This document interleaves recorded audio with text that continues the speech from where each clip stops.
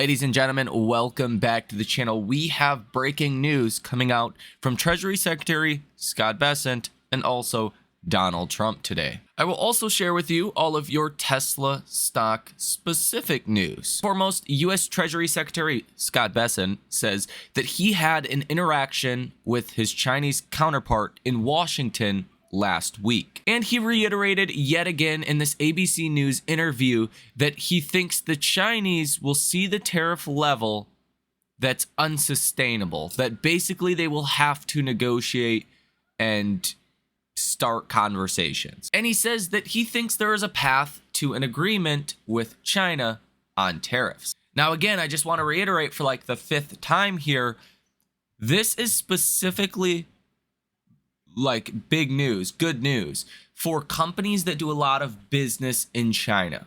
Okay. Tesla, Starbucks, Nike.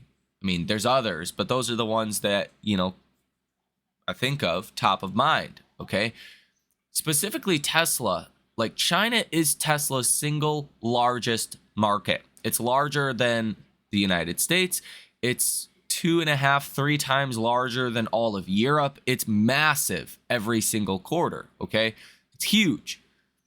You cannot afford for the Chinese consumer to pull back from Tesla or pull back from American companies, period, okay? That is a risk for Tesla. The longer this goes on, the longer Chinese businesses are getting less U.S. orders, well, the more it's going to piss off Chinese consumers, okay? And there's a historical precedence for this, okay?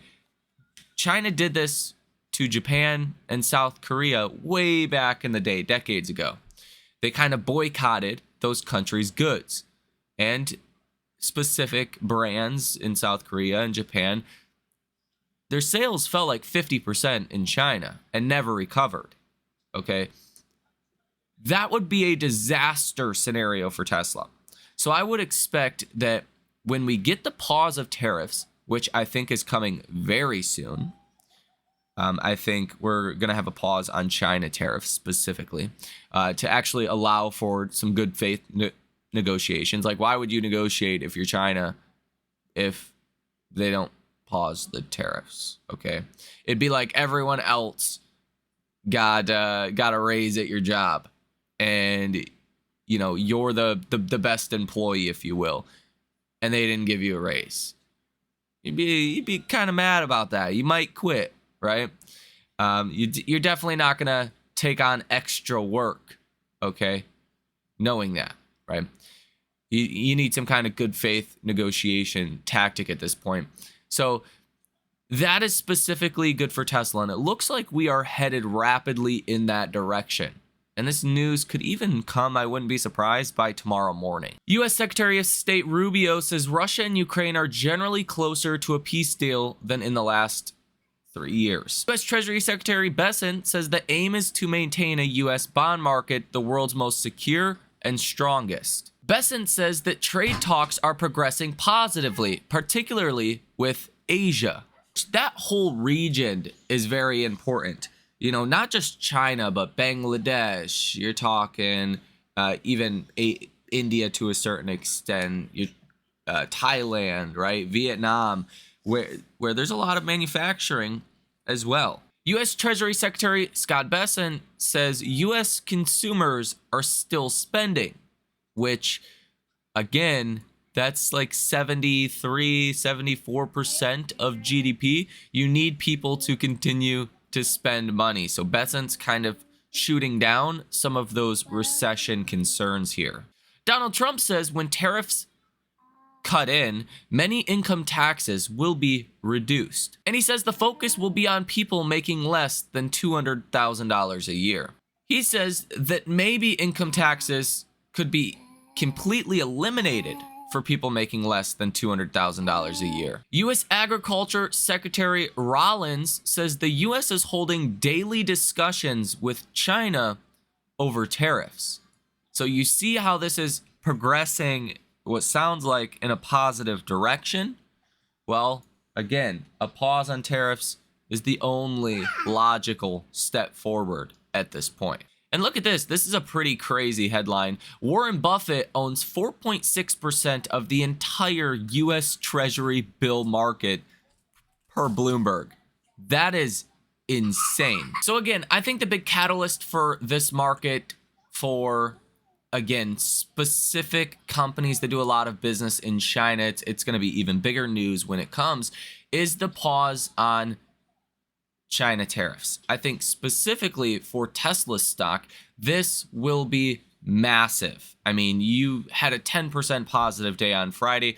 I would be very surprised if tomorrow is a red day based on the headlines that we are hearing. And again, you may see a pause on China tariffs as soon as tomorrow morning. If not, at some point this week, I would be highly surprised if we don't get that news. Now, despite that, we have a lot of earnings, ton of earnings, like the heart of earnings season. This is the biggest week for earnings.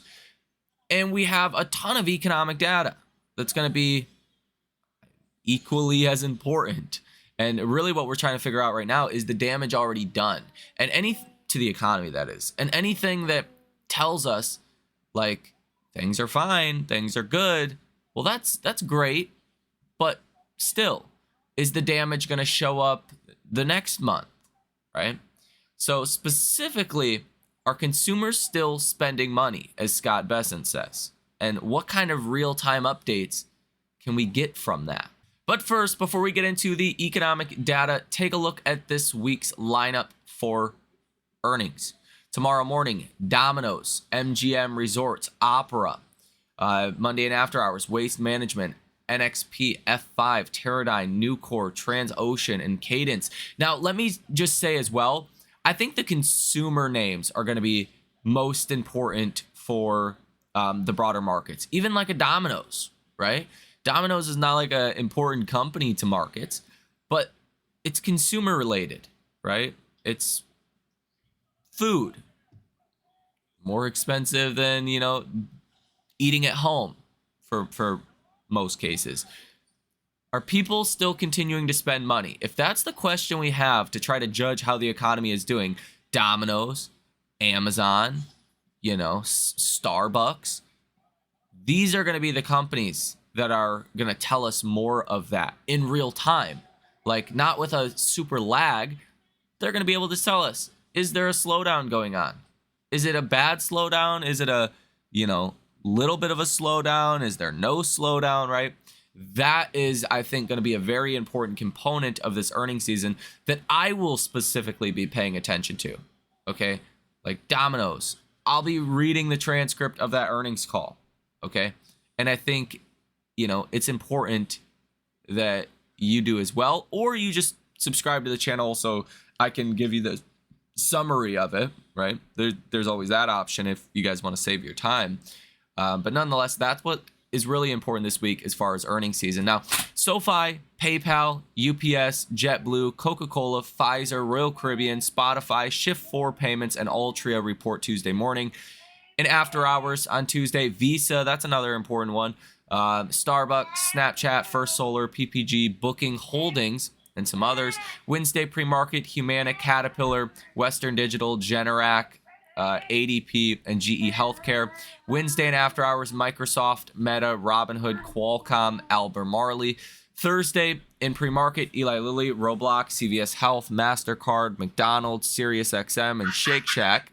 Thursday and after hours, you have Amazon, Apple, Riot, Airbnb, Reddit, Big Bear AI, Atlassian, Five9. And then Friday morning, you have Fubo, ExxonMobil, Chevron, Apollo, Cigna, and Wendy's. Now, as far as economic data, starting off tomorrow morning, it's going to be slower, okay? Monday's not usually a huge day for data. You have Dallas Fed Manufacturing Index for April, expecting a negative 15 number. Last month was negative 16.3, so a little bit of an improvement, but still a very negative number. Tuesday, goods trades balance. Okay, that feeds into your GDP report. This is for March, so it will be for Q1. Retail inventories excluding autos, expecting that to be negative. Wholesale inventories month over month, expecting that to be positive 0.7%. All of that, again, feeds into GDP. S&P Case-Shiller home price year over year. JOLTS job openings, that's going to be huge, right? If the labor market is truly weakening, you'd expect to see job openings like plummeting, right? And this data is supposed to be for March, although I think really all government data is just really lagged, okay? So I don't know how much you can actually read into that, but if companies are still looking to hire people, that's a sign that they're still doing pretty well. CB consumer confidence, that could be important. JOLTS job quits, Dallas Fed Services Index, Dallas Fed Services Revenues Index.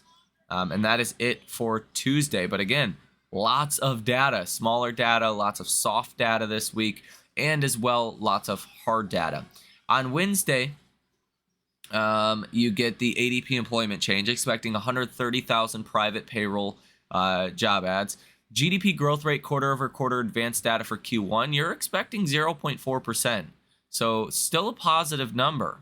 The risk here is you could come in negative. The Atlanta Fed GDP Now tracker currently is negative 2.5%. Excluding gold imports, you're negative 0.4%.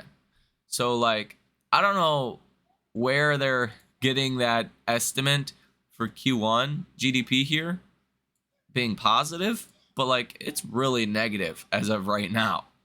So, we'll see how the number comes in. That's going to be a big catalyst, though, on Wednesday. Chicago PMIs will be coming out as well, expecting that to get a little bit better. Core PCE month over month, expecting a really low number here, 0.1%. Probably a lot of that has to do with oil. We'll see.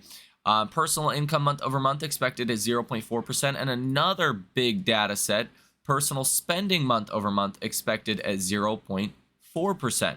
Okay. Consumers spending money, again, is a huge contributor to this economy. You need to see people continue to spend money. So the better that data comes in, well, the better off, the economy is. Pending home sales month over month and year over year also will be coming out. So Wednesday, huge day for markets. On Thursday, you get challenger job cuts. You're expecting 290,000. Last month was 275,000. 290,000 is 0809 highs, right? That's a crazy number. So the lower that is, the better. The higher that is, well, the worse off it is. Initial jobless claims are expected at 225,000.